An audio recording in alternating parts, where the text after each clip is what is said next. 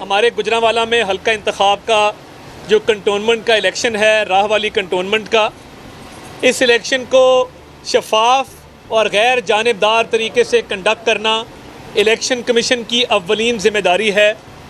और जहाँ पे मकामी इंतज़ामिया ख़ुसूसी तौर पे जिस तरीके से साद रफ़ीक साहब ने कहा CCPO लाहौर इंटरफेरेंस लाहौर में कर रहे हैं, उसी तरीके से CPO गुजरांवाला सरफराज फ़ल्की साहब वज़ीराबाद के इलेक्शन में भी मुलव्वस थे, कश्मीर के इलेक्शन में भी उन्होंने अपने मातहत अफसरान के ज़रिए इलेक्शन को मैनिपुलेट किया। तो हम उनको भी तंबीह करना चाहते हैं कि आप मेहरबानी फरमा के कंटोनमेंट के इलेक्शन में मुदाखलत से बाज़ रहिए। हम पुरअमन लोग हैं, हम इंतज़ामिया के साथ ताउन करना चाहते हैं, बशर्ते कि इंतज़ामिया अपना किरदार अदा करे जो उनकी कानूनी तौर पे ज़िम्मेदारी है। अगर आप सरकारी अफसर बन के ये इलेक्शन कंडक्ट करवाएंगे सर आँखों पर, मगर अगर आपने PTI के कारकुन के तौर पे इन इलेक्शंस को दोबारा कंडक्ट करने की कोशिश की तो फिर हम भी अपना लाहे अमल इख्तियार करेंगे। सिविल इंतज़ामिया और जो हमारा कंटोनमेंट बोर्ड है वो तहरीक-ए इंसाफ के कारकुनान की भरपूर इमदाद कर रहा है और उसमें ना सिर्फ सूबाई हुकूमत बल्कि वफाकी हुकूमत के जो इदारे हैं, गेपको हो गया, सुई गैस वाले हो गए, वो वार्डों में जाके बाकायदा तरक्याती स्कीमों का ऐलान कर रहे हैं। इस ज़िमन में हमने अपने लोकल रिटर्निंग अफसर को भी दरख्वास्त जमा कराई है, मगर हम इंशाल्लाह भरपूर हिकमत अमली के साथ इलेक्शन में उतर चुके हैं। इलेक्शन डे भी भरपूर तरीके से वोट पर पहरा देंगे और ये इलेक्शन कमीशन से हमने दरख्वास्त की है कि इलेक्शन का दिन हो, प्री इलेक्शन जो कैंपेन का सिलसिला है वो हो।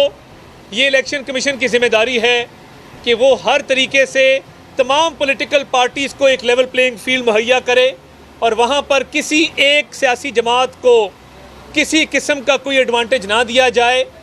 तो मैं इस प्रेस कॉन्फ्रेंस की तवस्सुत से भी दोबारा इस बात को रीइटरेट करना चाहता हूँ कि गुजरांवाला में अल्लाह के फजल से हमारी बड़ी पोजीशन मुस्तहकम है। इंतज़ामिया को मुदाखलत से रोका जाए और जो अफसरान इन कामों में मुलव्वस हैं उनके ख़िलाफ़ हम एक्शन की भी दरख्वास्त दे रहे हैं, उनके ख़िलाफ़ सख्त से सख्त एक्शन लिया जाए। और जिस तरीके से एहसन इकबाल साहब ने फरमाया, अगर आज 19 फरवरी के डस्का के इलेक्शन के जो ज़िम्मेदार थे वहाँ पे बदअमनी के, उन अफसरान के ख़िलाफ़ अगर कार्रवाई हो गई होती तो आज ये हालात ना होते। वो कार्रवाई भी जल्द अज जल्द अमल में लाई जाए। हम इस ज़िमन में कानूनी तौर पे भरपूर अपनी जंग लड़ेंगे, मगर इलेक्शन वाले दिन मैदान में भी उतरेंगे और इंशाअल्लाह अल्लाह ताला के फजल करम से वोट पर भरपूर पहरा देंगे।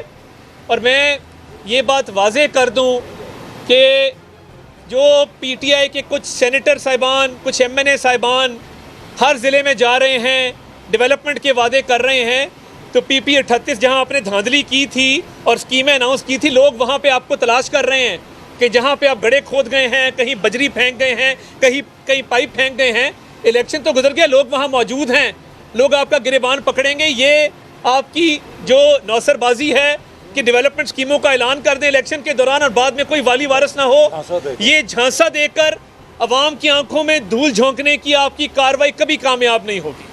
ये बताएं, आज हुकूमत ने एक ऑर्डिनेंस जारी की है और जिसके तहत 40 दिन की मोहलत दी गई है। क्या इसहाकदार साहब हलफ उठाने आएंगे या डीसी हो जाएंगे सेनेट से? आपका क्या सवाल था? आपका क्या सवाल था? जी जी।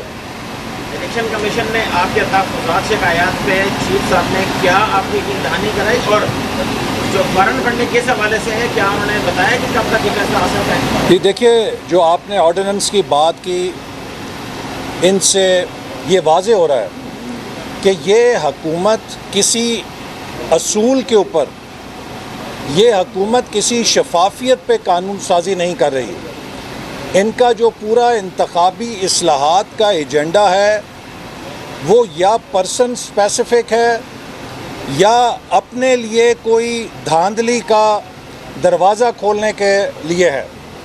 आपने देखा कि जो इनकी इंतखाबी इस्लाहात हैं जिनकी हमने भरपूर मुखालफत की, उसमें ये शिक भी शामिल है कि जो वोटर लिस्टें हैं वो इलेक्शन कमीशन से लेके नादरा के सुपुर्द की जाएं।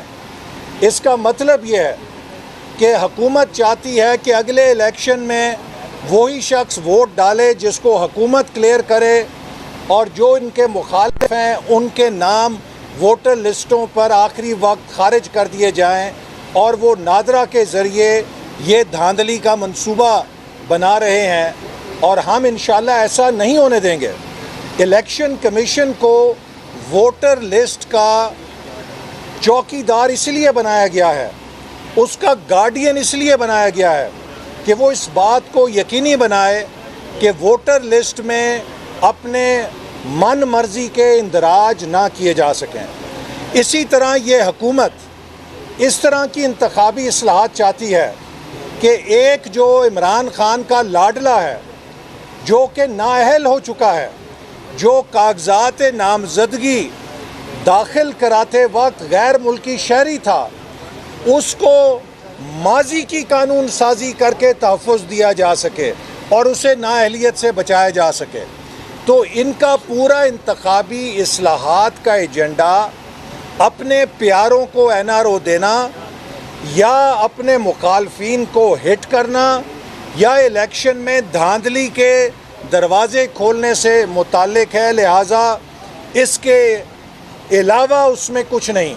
जहाँ तक चीफ़ इलेक्शन कमिश्नर साहब का सवाल है, हमने उनसे हर चीज़ सबूत के साथ पेश की है, और उन्होंने यकीन दहानी ज़रूर कराई है कि साफ़ और शफाफ इलेक्शन के लिए इलेक्शन कमीशन अपनी ज़िम्मेदारी अदा करेगा। और हम भी ये देखना चाहेंगे कि इलेक्शन कमीशन खामोश तमाशाई बनकर सूबाई हुकूमतों की कैंटोनमेंट बोर्ड में मुदाखलत का सिर्फ़, और मरकज़ी हुकूमत की तरफ से जो मुदाखलत है, सिर्फ़ उसके ऊपर बेमकसद किस्म के नोटिस जारी ना करे, बल्कि मौसर कार्रवाई करे। चूँकि अवाम का वोट की हुर्मत और तकद्दुस पे एतमाद मुतज़लज़ल करने का मतलब ये है कि हम पाकिस्तान की रियासत की बुनियाद को खोखला कर रहे हैं। ये मुल्क वोट के साथ बना था, और ये मुल्क उसी वक्त तक मजबूत होगा और रहेगा जब तक इस मुल्क में वोट की हुर्मत के असूल को तस्लीम किया जाएगा। हम 1971 में देख चुके हैं कि वोट की हुर्मत नहीं मानी गई, पाकिस्तान टूट गया। 2018 में तारीख का एक और बड़ा डाका डाला गया था वोट की हुर्मत पे। हम नहीं चाहते कि अगला इलेक्शन भी 2018 का नशर मुकर्रर हो, और हम सिर्फ मुस्लिम लीग नून नहीं, 22 करोड़ अवाम अगले इलेक्शन में इंशाअल्लाह ताला हर पोलिंग स्टेशन पे वोट की हुर्मत का पहरा देंगे, और किसी को इजाज़त नहीं देंगे कि अब वो पाकिस्तान में अवाम के मैंडेट को दोबारा चोरी कर सके। YouTube पर गूगली न्यूज देखने के लिए youtube.com की सर्च बार में गूगली न्यूज TV टाइप करें। गूगली न्यूज के पेज पर सुर्ख रंग के सब्सक्रिप्शन वाले बटन पर क्लिक करना ना भूलिए। YouTube पेज पर अपलोड होने वाली वीडियो से बाखबर रहने के लिए बेल आइकन पर क्लिक कीजिए। आपको हर नई वीडियो के बारे में नोटिफिकेशन मौसूल हो जाएगा।